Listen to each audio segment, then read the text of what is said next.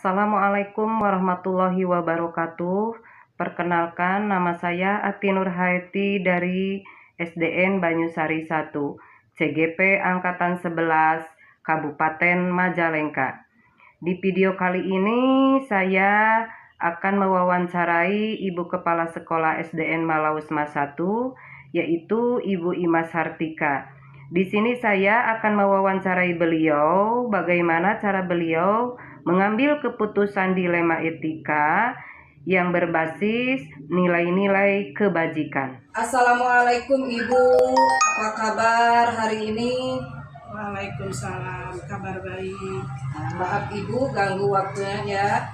Saya ada tugas CGP yaitu modul 3.1 demonstrasi kontekstual dengan tugas untuk mewawancari kepala sekolah, yaitu tentang bagaimana cara pengambilan keputusan berbasis nilai-nilai kebajikan sebagai pemimpin. Untuk pertanyaan pertama yaitu bagaimana selama ini Ibu dapat mengidentifikasi kasus-kasus yang merupakan dilema etika atau bujukan moral? Saya jawab, saya selaku kepala sekolah dalam menyikapi kasus-kasus dilema etika atau bujukan moral ya, selama ini bisa dikatakan tidak pernah mengidentifikasi karena semua yang terjadi langsung kita pelajari kasusnya dan mencari kesimpulan untuk dapat digunakan sebagai tindak lanjut. Baiklah Ibu. Ya, selama ini bagaimana Ibu menjalankan pengambilan keputusan di sekolah Ibu, terutama untuk kasus-kasus di mana ada dua kepentingan yang sama-sama benar atau yang sama-sama mengandung nilai-nilai kebajikan? Ya. Mungkin saya di sini sebagai kepala sekolah ya, dalam hal pengambilan keputusan, bila ada dua kepentingan yang sama-sama benar atau sama-sama mengandung nilai-nilai kebajikan, maka perlu memperhatikan atau mengaitkan dengan aturan yang ada, karena pegawai ASN ya atau harus punya integritas dan loyalitas yang tinggi. Terus bagaimana cara langkah-langkah atau prosedur seperti apa yang bisa Ibu lakukan selama ini? Langkah-langkah atau prosedur yang saya lakukan sebagai kepala sekolah dalam menyikapi dilema etika ini sebenarnya belum punya langkah-langkah khusus ya. Namun saat menemukan kasus, ide spontanitas berdasarkan logika serta kasus yang ada. Jadi hal-hal apa saja yang selama ini Ibu anggap efektif dalam pengambilan keputusan dalam suatu kasus-kasus dilema etika? Hal-hal yang penting dan efektif bisa diambil dalam menyelesaikan kasus dilema etika ya. Bagi saya selaku kepala sekolah adalah situasional ya, dengan dilandasi keterbukaan serta musyawarah gitu. Jadi hal-hal apa saja yang selama ini merupakan tantangan dalam pengambilan keputusan pada kasus-kasus dilema etika?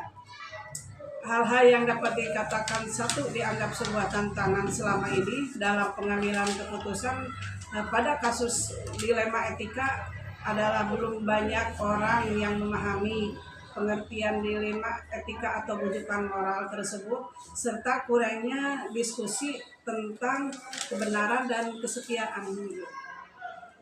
Apakah Ibu memiliki sebuah tata cara atau jadwal tertentu dalam sebuah penyelesaian kasus dilema etika? Apakah Ibu menyelesaikannya di tempat atau memiliki sebuah jadwal untuk menyelesaikannya? Terus bentuk apa, prosedur seperti apa yang Ibu jelaskan?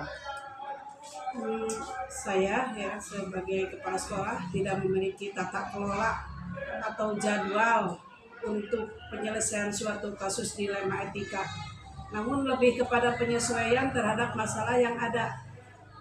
Apabila masalah tersebut menuntut segera diselesaikan, maka saya akan langsung menyelesaikan di tempat. Namun tidak jarang juga saya menjumpai masalah yang proses penyelesaiannya membutuhkan musyawarah atau bahkan terus berguru kepada yang lebih kompeten mungkin. Baiklah Ibu, adakah seseorang atau faktor-faktor apa yang selama ini mempermudah atau membantu Ibu dalam pengambilan keputusan dalam kasus-kasus dilema etika ini? Sejauh ini ya, seorang atau faktor-faktor yang mempermudah atau membentuk saya dalam pengambilan keputusan khususnya kasus-kasus yang dilema etika itu adalah teman atau orang yang lebih kompeten atau berpengalaman di bidangnya mungkin ya terhadap topik masalah. Bila saya tidak memiliki pandangan ya memiliki atau mengenal sosok tersebut, saya akan memilih jalan musyawarah ya, karena saya yakin bahwa semakin bertemu dengan masalah, disitulah wawasan dan pengalaman kita makin bertambah.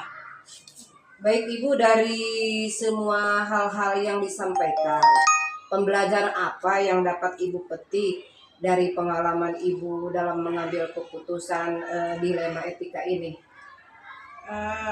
Dari beberapa hal yang saya sampaikan ya, ada sebuah pembelajaran yang dapat dipetik dari pengalaman tersebut, yaitu dalam pengambilan keputusan berkaitan dari dilema etika ya. Salah satu pembelajaran tersebut adalah bahwa setiap pengambilan keputusan penting untuk dilakukan secara musyawarah, baik dalam lingkup kecil ya atau lingkup dalam skala yang lebih luas atau skala yang lebih besar mungkin itu. Baik Ibu, terima kasih atas kesediaan waktunya untuk bisa diwawancarai oleh saya dalam melaksanakan tugas saya sebagai CGP. Mungkin hanya itu yang saya pertanyakan. Mohon maaf apabila ada kata-kata saya yang tidak berkenan di hati Ibu. Terima kasih. Wabillahi taufiq wal hidayah. Wassalamualaikum warahmatullahi wabarakatuh.